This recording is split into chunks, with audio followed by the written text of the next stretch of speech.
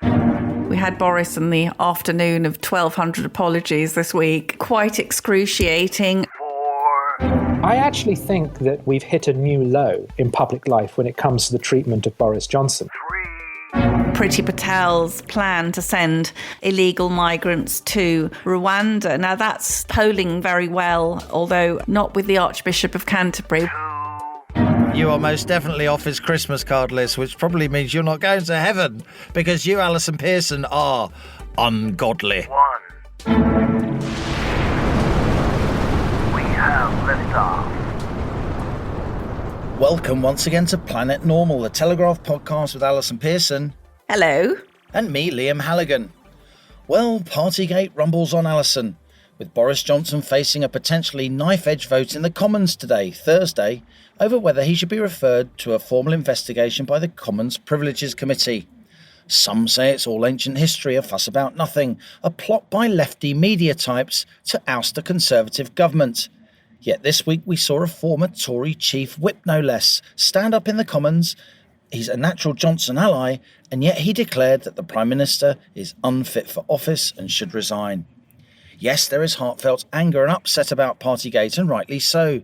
But surely many silent millions are sick of the parliamentary posturing and concerned much more about the cost of living crisis, about spiralling energy bills, and about ongoing illegal immigration, an issue Home Secretary Priti Patel, of course, has attempted to tackle with her controversial Rwandan proposal. The Home Secretary's Rwanda plan was dismissed by Justin Welby as ungodly, a verdict which resulted in you, dear co-pilot, telling the Archbishop of Canterbury what's what when it comes to God. And why not?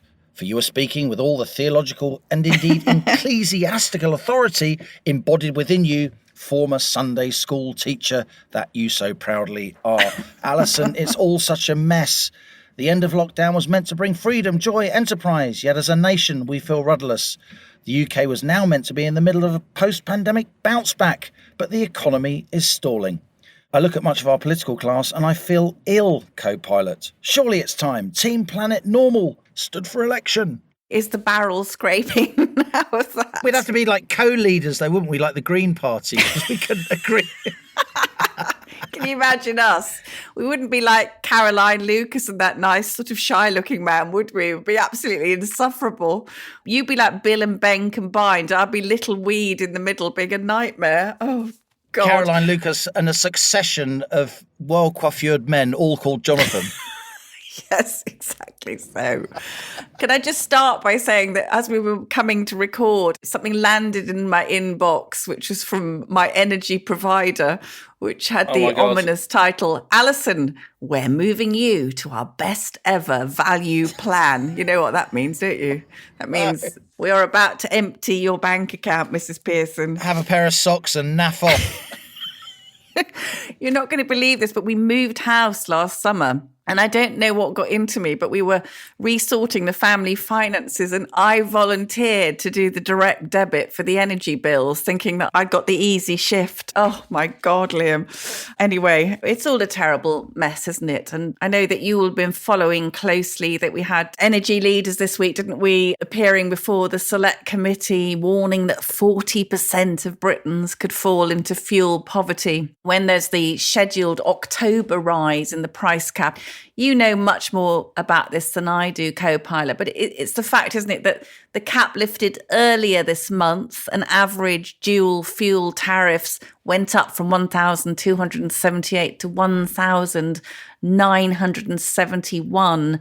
And the same is going to happen again. And some experts are predicting that that cap could hit £2,600. What do you reckon? Yeah, these are annual fuel bills and they're average annual fuel bills. So, of course, for many families, those bills are much higher. The really scary thing about these escalating fuel bills, Allison, is that Ofgem energy price cap, which kicked in, as you rightly said, at the beginning of April, that was determined in February before Russia invaded Ukraine. So this escalating energy crisis, household fuel bills pushing people into fuel poverty, it doesn't include any of the impact associated with spiralling wholesale gas and oil prices we've seen since Russia invaded and the Western sanctions and Moscow's counter-sanctions. So all that is still to come. So it's wholesale prices between now and October which set that cap.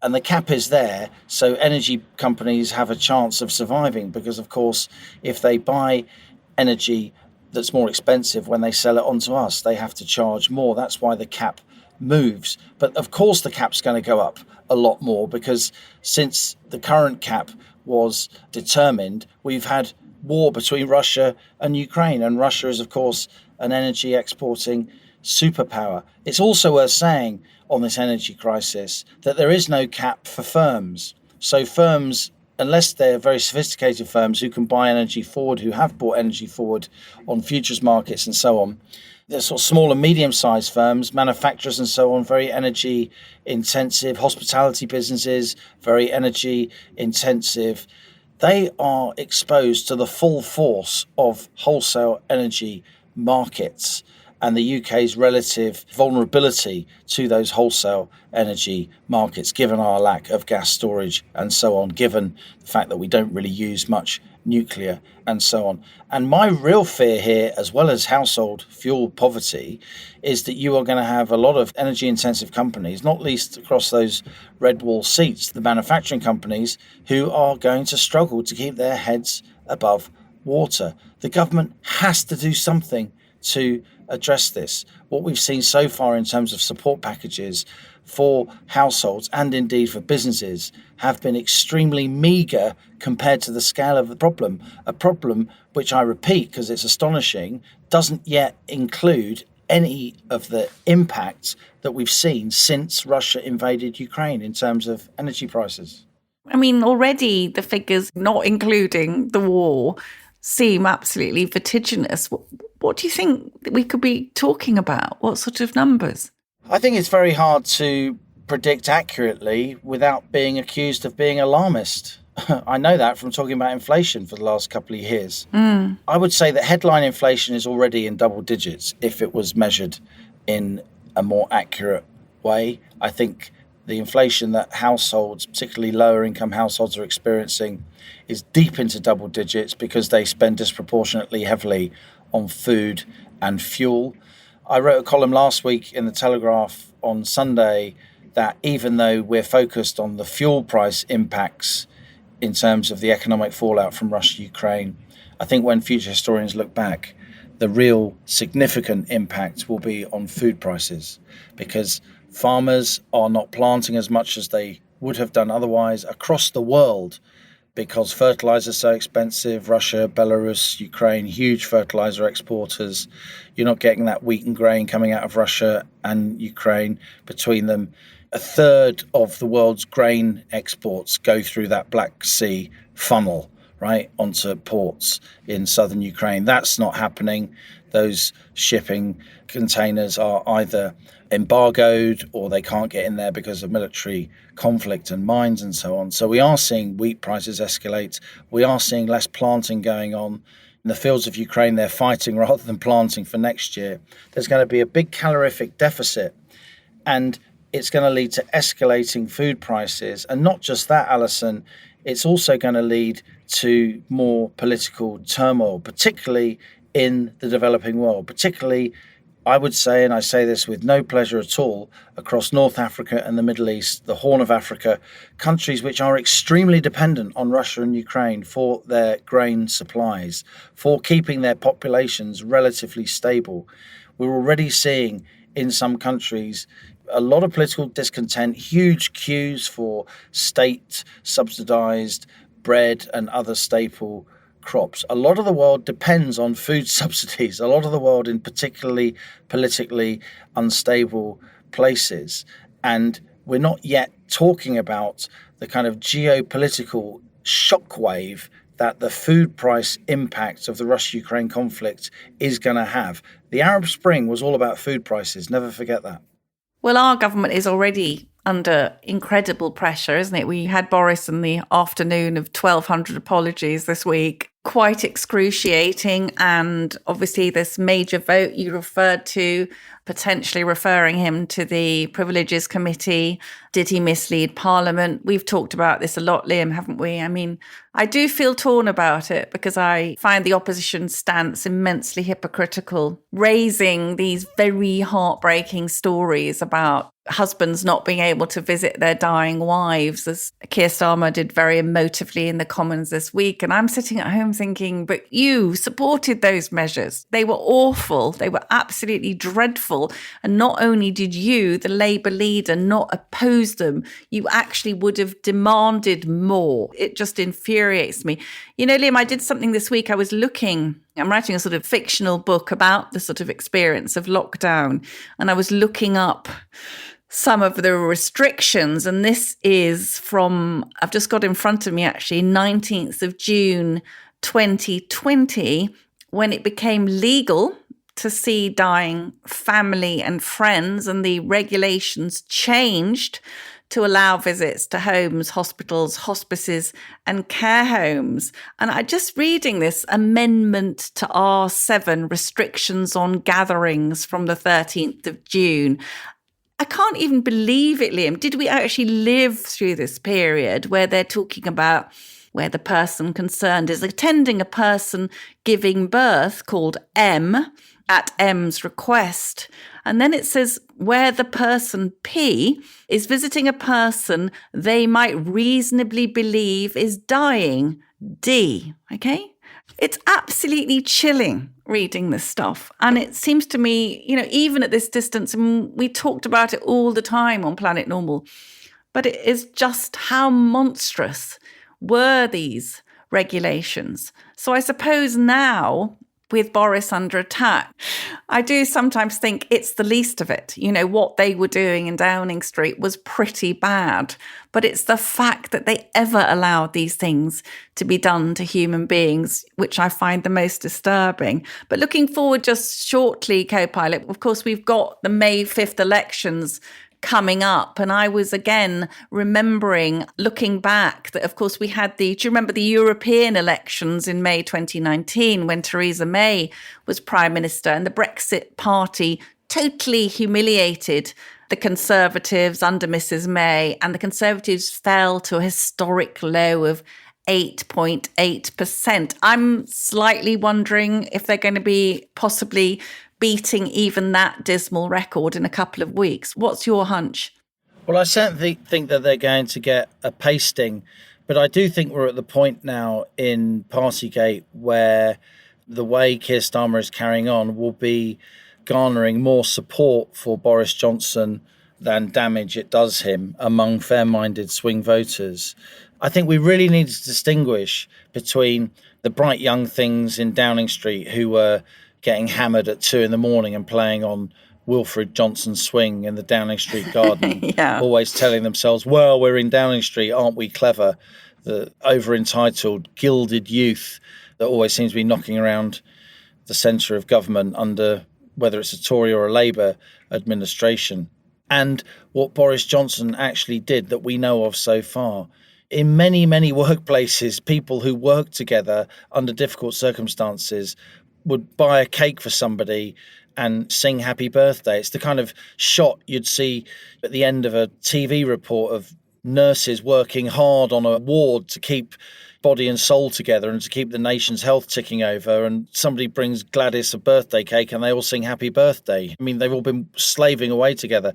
And despite what I just said about the ridiculous behaviour of some of the people at the heart of Downing Street, people working in the heart of government, not just in number 10, across the civil service, were working really hard. Our civil service often get a bit of a pasting, not least from me. I think a lot of them should be going back to work rather than working from home all the time, but that's another story. But there was a lot of hard work going on with people really risking their physical health at a time when we knew a lot less about COVID, but they carried on, and there was a bit of a bunker mentality, and Downing Street is a workplace and a home. And I think anybody who walked into a room where his wife had put a birthday cake and the people that work for him, who have been working together round the clock in some cases, wanted to sing him happy birthday, you'd have to be a lunatic to walk out and say this is against the rules. You'd have to be mad to do that.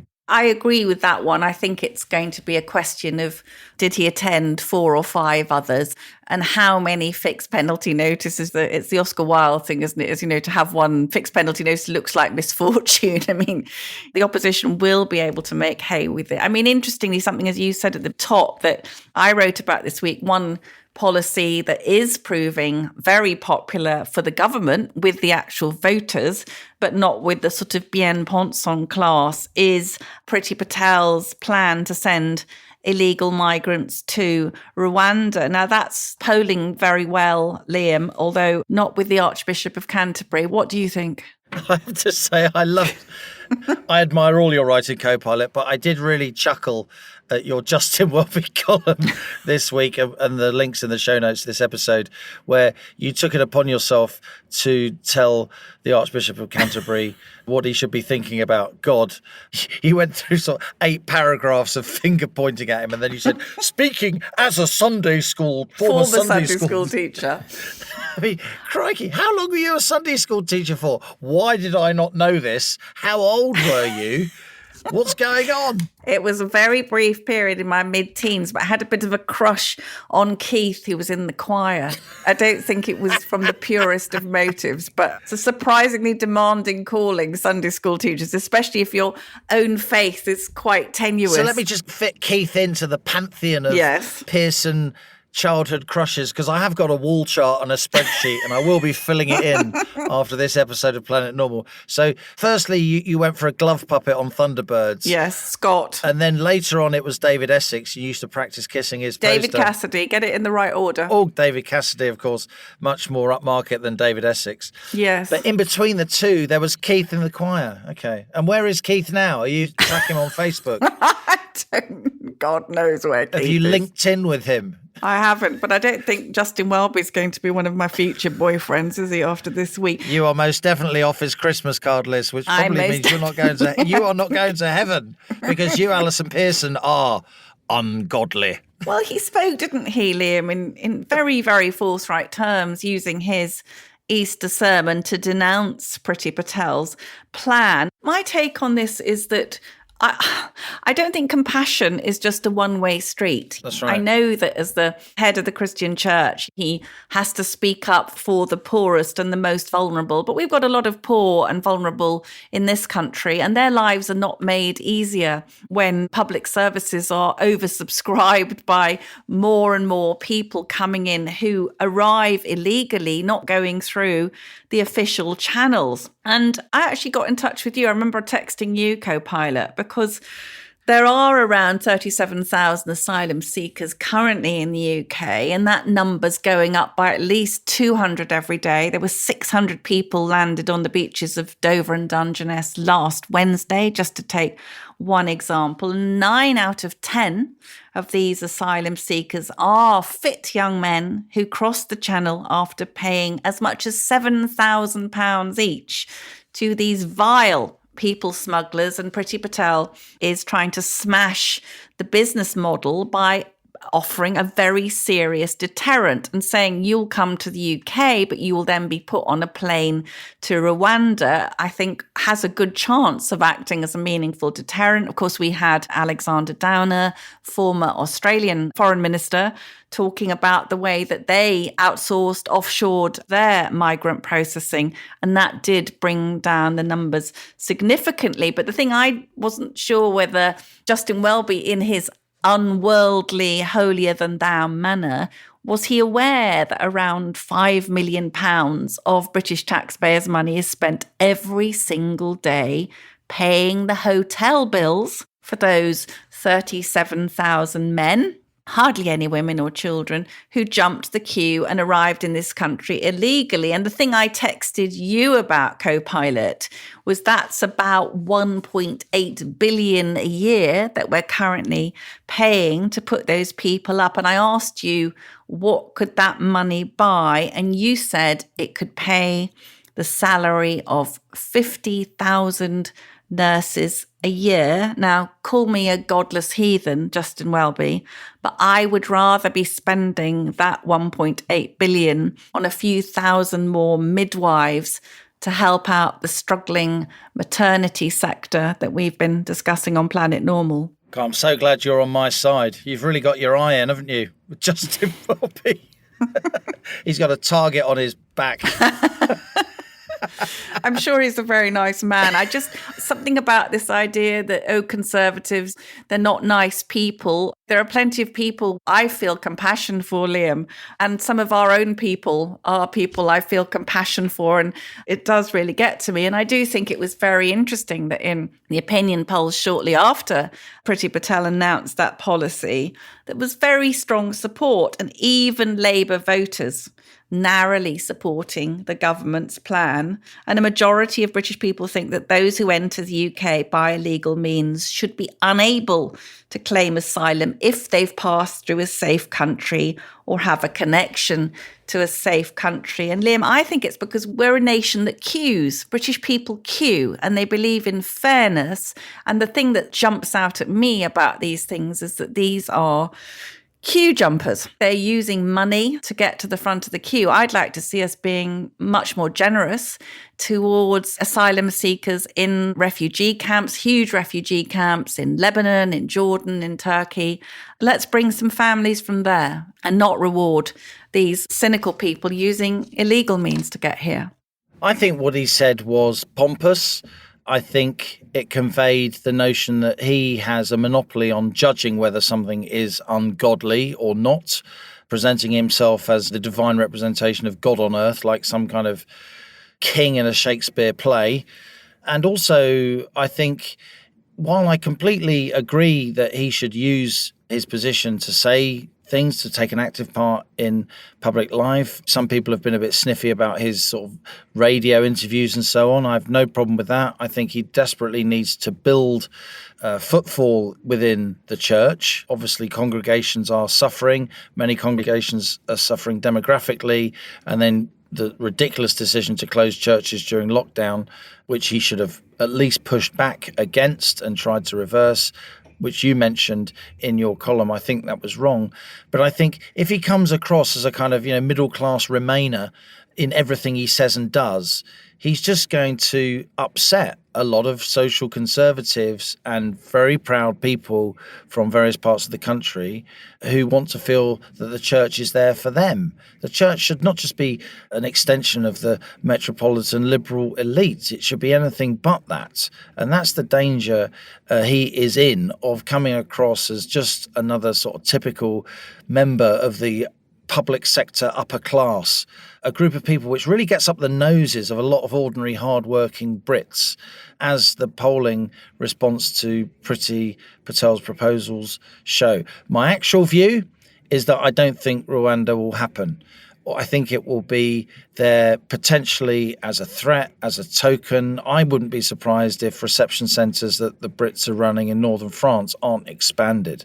It might be there just as a bargaining gambit. It might be there as a bit of pre-election red meat to the Tory faithful and to the silent majority of millions of voters who feel they're not being listened to ahead of the local elections. But I do think in his response, Justin Welby has shown himself to be out of touch and too partisan, in my view, for an Archbishop of Canterbury, with all respect to him. And that's why I think you were right to attack him, Sunday school teacher, brackets former, that you are. Speaking from my elevated moral perch of pursuing Keir Stanley apps, we should say perhaps to listeners that we are trying to persuade the Home Secretary to squeeze into the rocket of right thinking. So we may be able to get her to explain herself. All I'd say, Liam, is it's very interesting in the Conservative Home monthly poll of how cabinet ministers are doing with the membership. So I think we're going to see Priti bouncing back up and passing her. Going down will be poor Rishi Sunak. How fortunes change.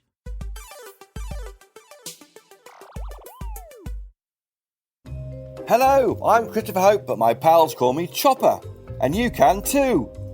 Just dropping into my second favourite podcast to tell you about another Telegraph show, mine. As the Telegraph's chief political correspondent, I spend my days holding politicians to account and asking them about the things that affect you. I speak to the top politicians from across the political spectrum, commentators with their finger on the pulse, and of course, my talented colleagues at the Telegraph.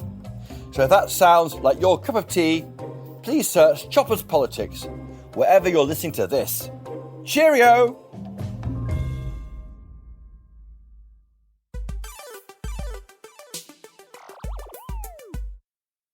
Climbing aboard the rocket this week is Telegraph columnist and leader writer Tim Stanley.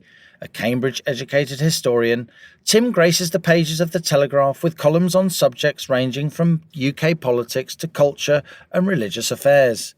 A prominent Christian broadcaster, Tim appears regularly on BBC Radio 4's Thought for the Day, The Moral Maze and other high-profile programmes.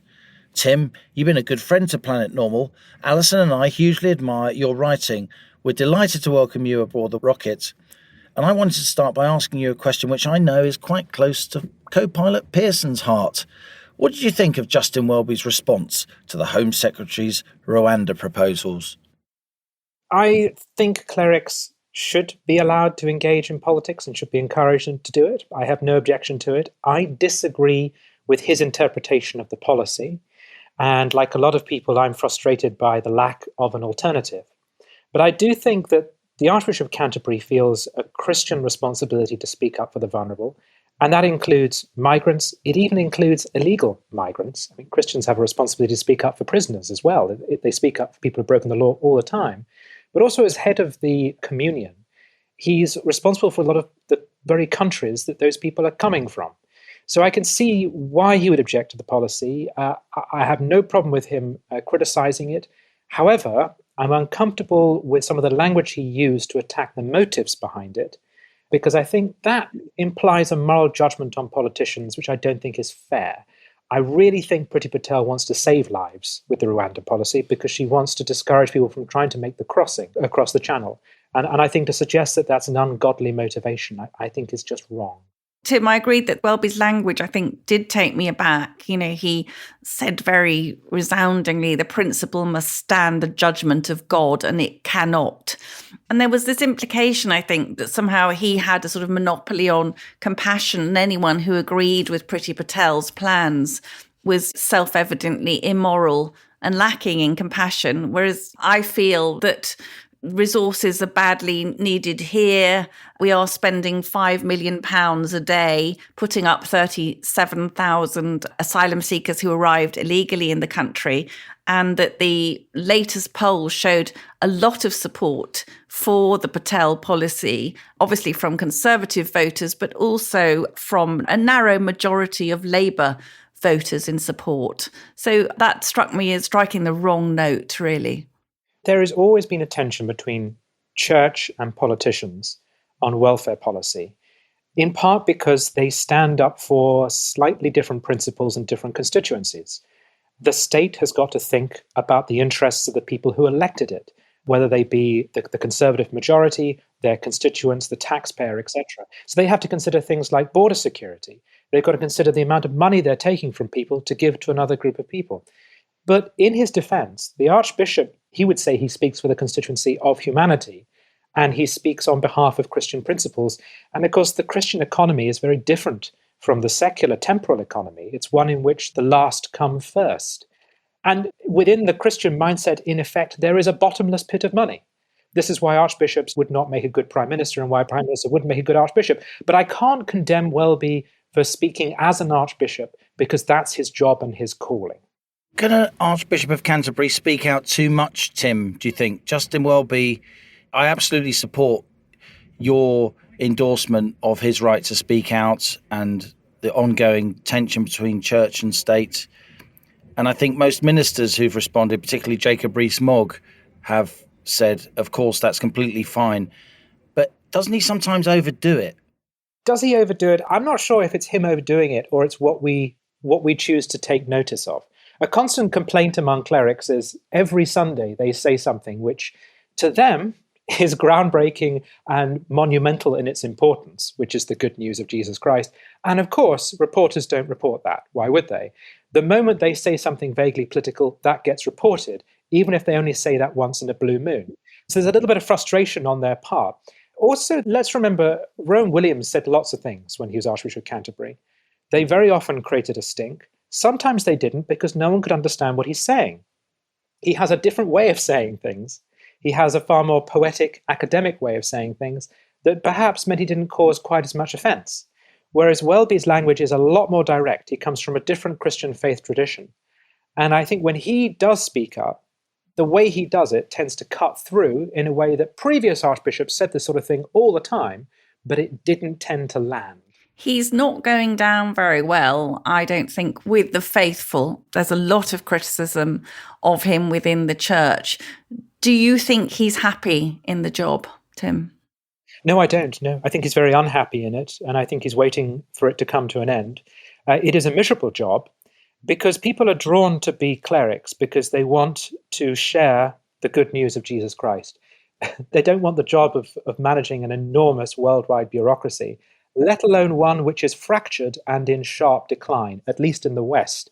And where it's growing faster, it's often in antipathy towards the politics of people like Justin Welby. I mean, this is the irony. I'm sure if you transpose the average Rwandan to Britain, they would probably vote Conservative. I mean, Yes. it's a far more socially conservative part of the world, and that's where Christianity is growing. So I think it's a miserable job. He's probably not very happy doing it. And I sometimes sense that clerics can reach out to politics as a way of adding definition to their mission. If they're not cutting through in terms of getting bums on pews, if they're not reaching people in evangelization, well, here's a way to get attention and to make my faith seem relevant. I'm going to comment on politics. And I suspect that's what's happened. He did infamously, I would say, close the churches very quickly during the first lockdown, a historic first, really. I think there were many people who were incredibly stressed, frightened, lonely, who could have done with a place of sanctuary and prayer and reflection. I did hear him doing an interview with Tony Blair the other day in which he slightly ill-naturedly said, well, people said I made a mistake doing that, but what else was I supposed to do? He's quite thin-skinned. Do you think that was a historic mistake? I think he's being disingenuous. He had a choice, which was to keep the churches open. The initial government advice said that churches could stay open for prayer. It was actually the churches that went to the government and said, we don't think that's strong enough, please order us to shut. In effect, it was voluntary. So the idea that there was nothing else he could do was not true. And it was disastrous, really, for two reasons. One, because in the same way that a lot of businesses have never recovered and never will, the church is a business. It relies upon footfall, it relies upon money. And though some congregations are recovering, many have never recovered and are still a fraction of the number of people attending, which will affect finances, which will mean those churches will eventually shut. The other problem is that it sent the message that church is not essential. Because, of course, the pandemic was all about shutting down the inessential parts of the community and keeping the basics going, hospitals, police stations, whatever. If churches voluntarily say, well, in the midst of a crisis, we don't regard ourselves as essential, that sends a really bad message. And of course, for some parts of the Christian community, that's not true. Those who have a more sacrament-based approach, Anglo-Catholics or Roman Catholics, who see church attendance as essential, as a weekly obligation to be in the presence of Christ in the sacraments, that's theologically quite offensive. It works for some branches of Christianity, but for others, that's really quite offensive. So I think that was an enormous disaster, and the decision rests with him. Tim, your writing for the Telegraph spans way beyond religious affairs, of course. You often write about UK politics, you write about Canada. I've enjoyed recent columns on France, America. I certainly want to get your take on what's happening in France before we end this visit to Planet Normal. But before we move on perhaps from religious affairs, I did want to ask you, Tim, are you surprised that co-pilot Pearson was once a Sunday school teacher? Not at all. Not at all. But lots of people, Jim Callahan was a Baptist Sunday school teacher. There's a lot of it about. Sorry, Allison. You may mock, but it's a very tough gig, Sunday school teacher. It is. However tenuous your faith, if you've got a room full of 9-year-olds saying, yeah, why did that man do that? It's a test of faith, Tim, I tell you. And you weren't even old enough to be trying to get your kid into a school either.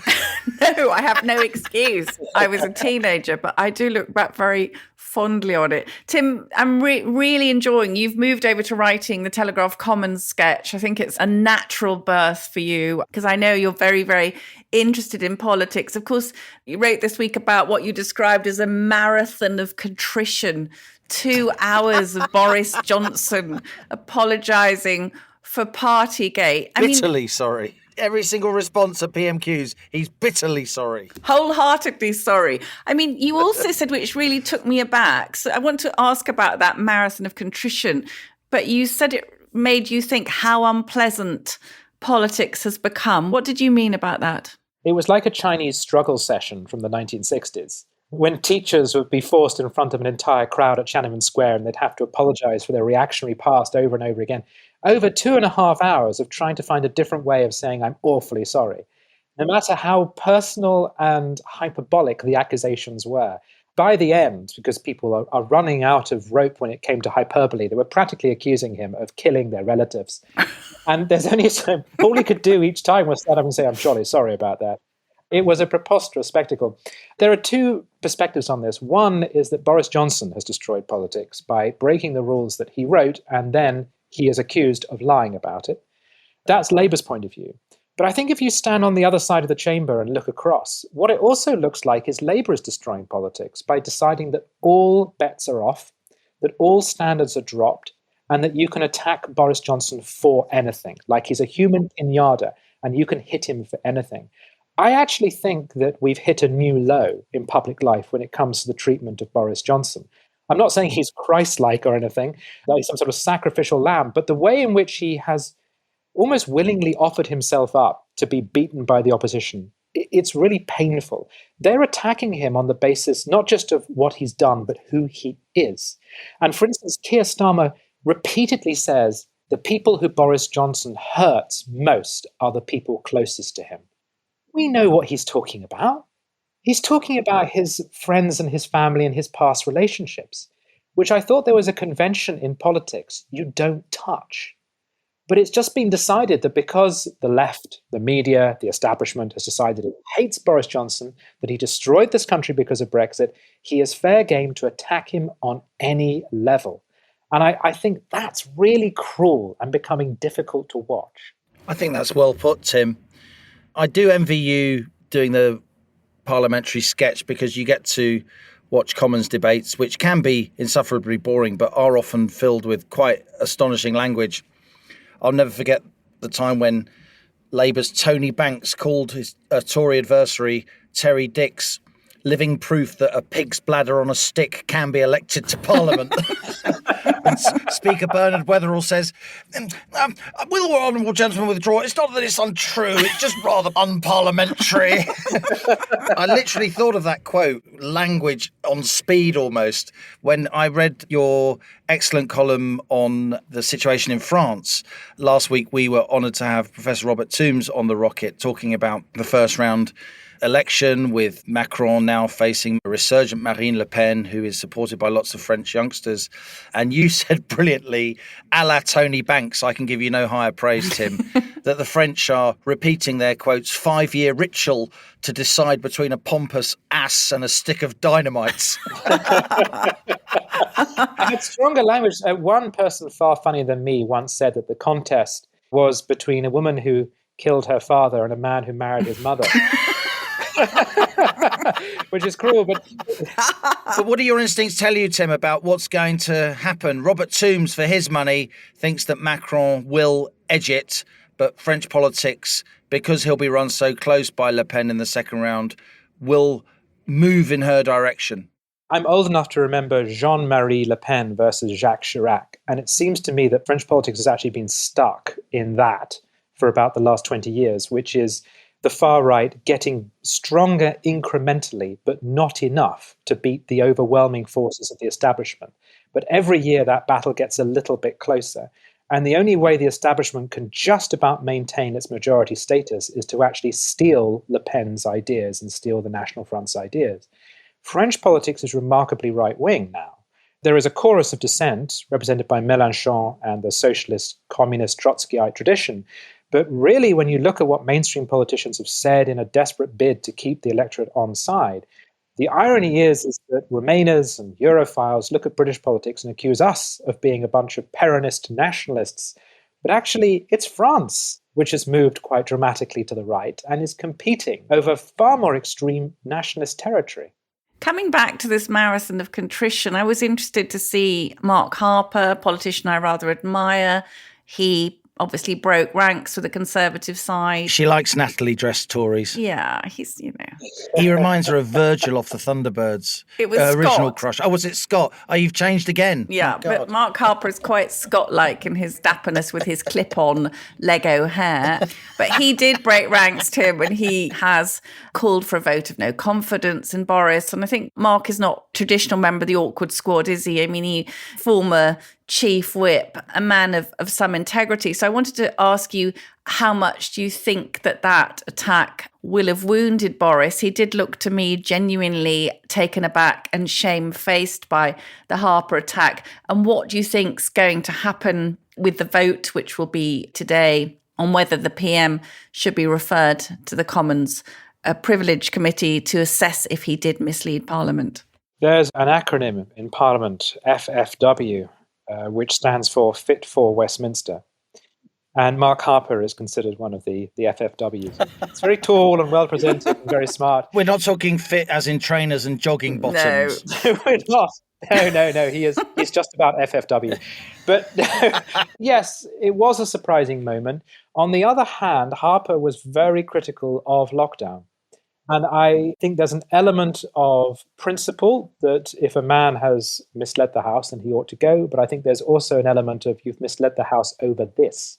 And that's the subtle cultural tension between left and right. The left is angry at Boris Johnson because he broke the rules because they were rules. The left loves rules. The right are at heart natural anarchists. They're angry at Boris Johnson because he broke the rules and they were stupid rules that he shouldn't have written in the first place. And so I think there's a subtly different reason why the two sides of the House are angry with him. But at the same time, people who were also critical of the rules, such as Steve Baker or Sir Edward Lee, they decided that his apology was enough and they accepted his contrition. So I think as a whole, the backbenchers have rallied around. And a key reason for that is the thing that Justin Welby dislikes the Prime Minister most for at the moment, Rwanda. Over the Easter holidays, Tory MPs went back to their constituencies and they discovered that voters rather like it.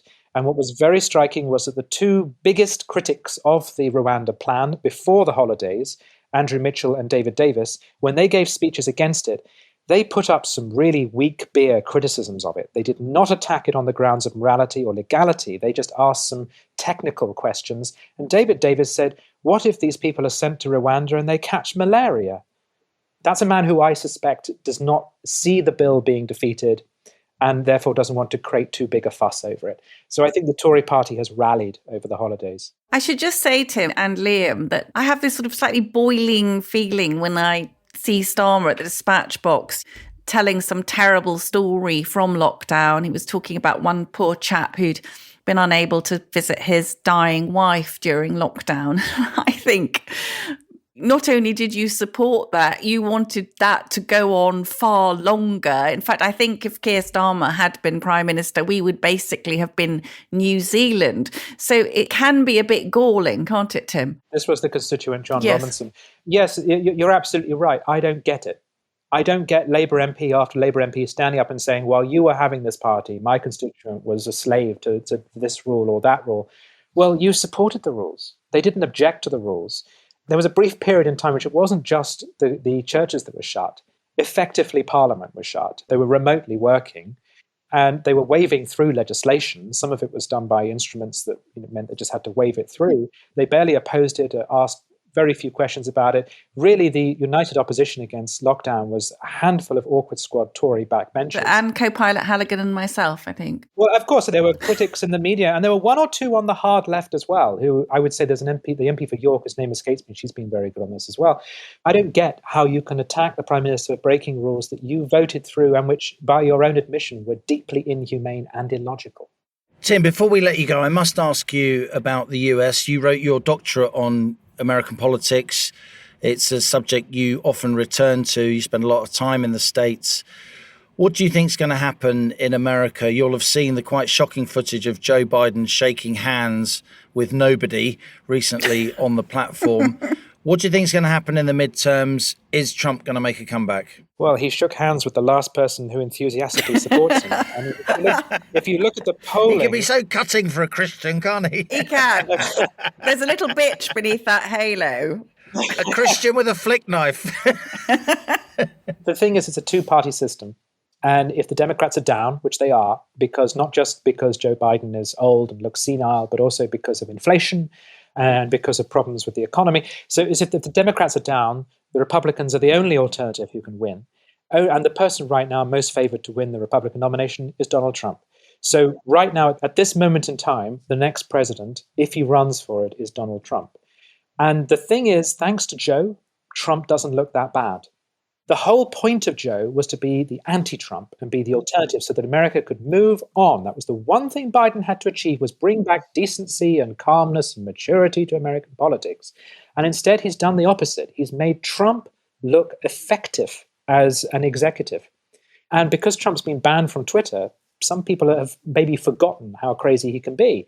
So I actually think Biden's sort of paved the way for Trump to get it, if he runs for the nomination, if Trump wants to have another go. Fascinating stuff. Tim Stanley, always great to have you aboard the rocket. Thanks so much for joining us here. Always lovely to have Tim Stanley on the rocket, Liam. I think you suggested the smart money might be on Tim Stanley, Archbishop of Canterbury. It's only a matter of time. I think he's the wrong branch, but never mind. He'd be absolutely marvellous. Anyway, now on to our listener emails.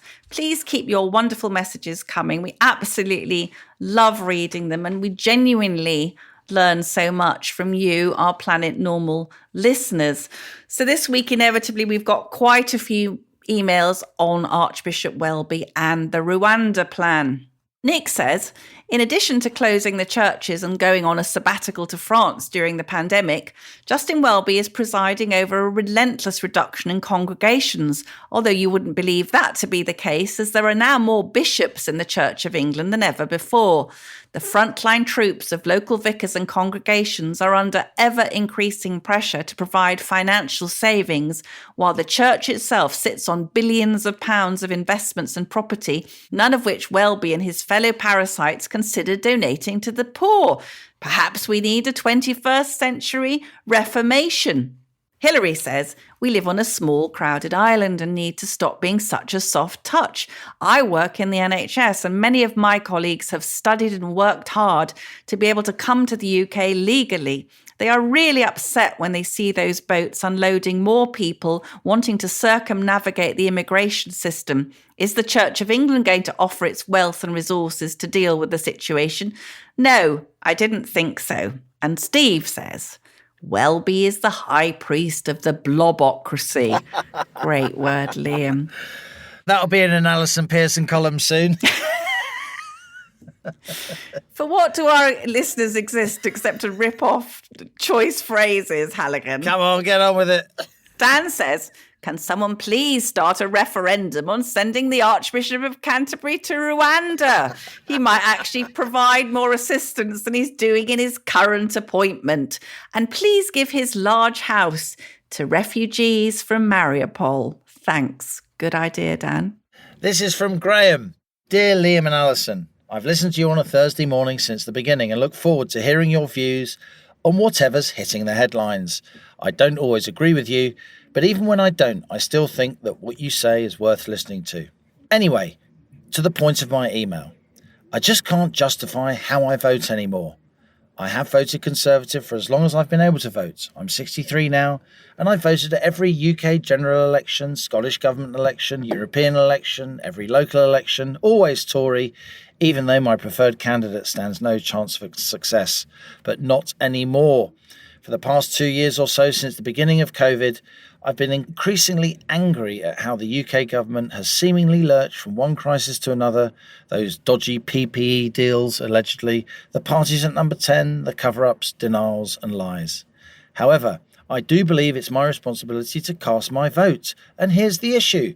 The Scottish Conservatives are a lost cause now that Douglas Ross has spectacularly U-turned on his views of Boris, and no amount of bluster from him saying now's not the time to change leader can redeem how people perceive him.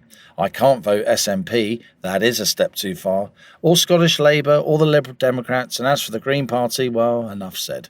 I've become so disillusioned with the state of British politics that if I had the chance to emigrate, I would. Anywhere would do. Thanks for allowing me to rant, and I didn't even swear. Keep up the good job that you do entertaining, informing, and keeping us poor peasants from descending ever deeper into the depths of despair at the standard of politics in this country. Yours, Graham. Well, Graham, I'd say to you, a lot of people are disillusioned like you, but this is still a fabulous country that we should all be proud to live in, even though the way it's governed does infuriate us all from time to time. Stay with us, Graham, and keep the faith. And I would say to Graham, when he says, I don't always agree with you, Graham, I don't always agree with me. Trust me.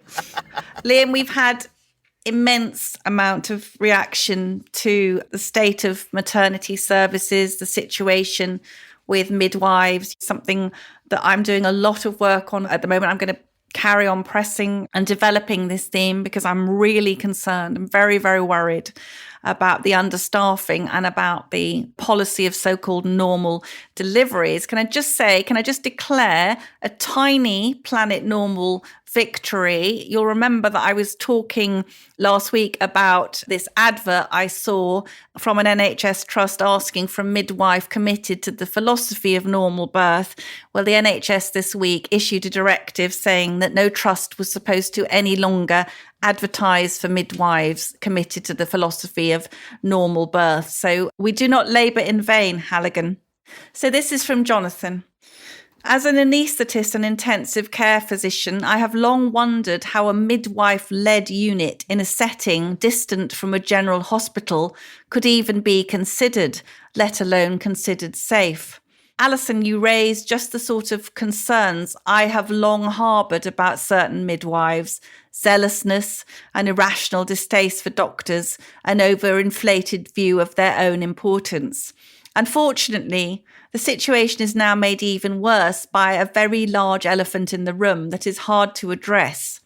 Over the years, the training of obstetricians and gynecologists has altered radically. In my day, most aspiring young obstetrics gynecologist trainees would take jobs in general surgery first, ideally obtaining the fellowship of the Royal College of Surgeons exam before entering obs and gynae training. During this phase of training, they would add to their surgical skills, and most young consultants would become pretty accomplished surgeons. Now, the run-through training means many are frankly pretty inadequate surgeons. The upshot is that should a mother need urgent surgical intervention, rare but terrifying for all concerned, then the obs and gynae consultant is often simply not up to the task. A general surgeon may well be needed, but they may not be immediately available. Obviously, this is a very sensitive issue, but trust me when I say that I recently anaesthetized a patient for routine gynae surgery, and the young gynecologist had difficulty performing an open hysterectomy. How he would have coped in an emergency to, for example, locate and deal with a major uterine bleed is beyond my comprehension. Obviously, I would prefer to remain anonymous with my comments. As I said, Liam, we are going to keep digging down into this. I feel there's a huge story and very important story to be told. And you, Allison, should be congratulated for your work in this area. I know you spent your Easter holiday weekend wading through the absolutely pivotal Ockenden report, that report by Donna Ockenden into the state of midwifery in Telford and Staffs, a real landmark report, and Planet Normal will certainly be returning to that important subject. Here's one from Helen. Dear Alison and Liam, you failed to make an obvious point about partygate. Government officials were busy partying and breaking their own rules because they were not afraid of COVID. They held all of the data from our country and worldwide, and they knew that healthy people were not at risk, so they carried on their lives as normal. Meanwhile, they destroyed our jobs, our economy, and our children's education. That is the real elephant in the room that so few are talking about. Best wishes to you both, from Helen. Powerful email. So that's it from Planet Normal for another week as we leave our sanctuary of sweet reason, our flying refuge of reasoned views. Email of the week, Liam, it's your turn. Well, I think we need to give the email of the week and the much coveted Planet Normal mug to Graham, because Graham, we want you to cheer up. That's not a pull your socks up, cheer up. It's an arm round your shoulders saying, cheer up, Graham. We feel your pain. We know why you're frustrated. But this is still the United Kingdom, and it's still a great place to be. Hear, hear. Scottish Conservatives, you have our heartfelt support. So, Graham, email us at planetnormal@telegraph.co.uk, put in the email subject heading mug winner, and send us your postal address, and we will send that mug to you. If you enjoy Planet Normal, and I jolly well hope you do, please leave us a rating and a review on Apple Podcasts or Spotify. It really helps others to find us so the fantastic Planet Normal family can grow. And do keep emailing us, because we love your emails. And as we speed away from our beloved Planet Normal and the madness of planet Earth comes back into view, thanks as ever to our producers, Isabel Bouchard, Elliot Lampitt, and our editor, Zoe Hitch. Stay safe, in touch with us and with each other. Until next week, it's goodbye from me. And it's goodbye from him.